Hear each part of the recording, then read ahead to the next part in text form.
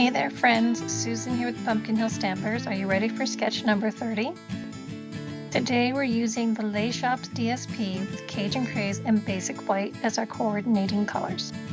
The first section of DSP is coming from a scrap from a previous project. We're just using this thin strip. The second piece of DSP is a new panel and we're going to cut it down as shown above. Today's sentiment comes from the Everyday Things stamp set, stamped in Cajun Craze to coordinate on a Something Fancy die cut. So here are our parts and pieces for today's project. Remember, all of these are in the mini tutorials if you receive those by email. Okay, step one is always to fold and score your card base with your bone folder. Next, we're going to start adding our DSP.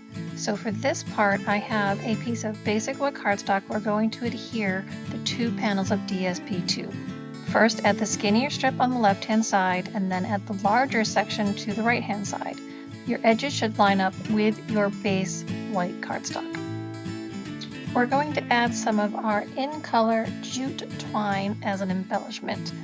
First, I wrapped a larger piece, about 20 inches, around the back to the front and use a glue dot to secure the first knot. Once you have your knot secured, go ahead and tie the rest of your jute into a bow. Then I used dimensionals. Go ahead and pop that whole panel onto the front of my card. And then I used double dimensionals to pop the sentiment over the top of where I tied that bow. It's a little bit thick, so you need a little extra pop on that dimensional. And then here we go, the final project for sketch project number 30.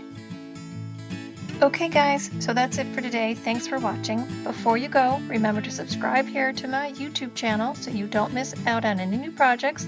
And remember to drop me a comment if you liked what I shared today. Remember, if you shop with me, I will send you a fun thank you card crafting kit in the mail. You're welcome to sign up for my newsletter that comes out every week.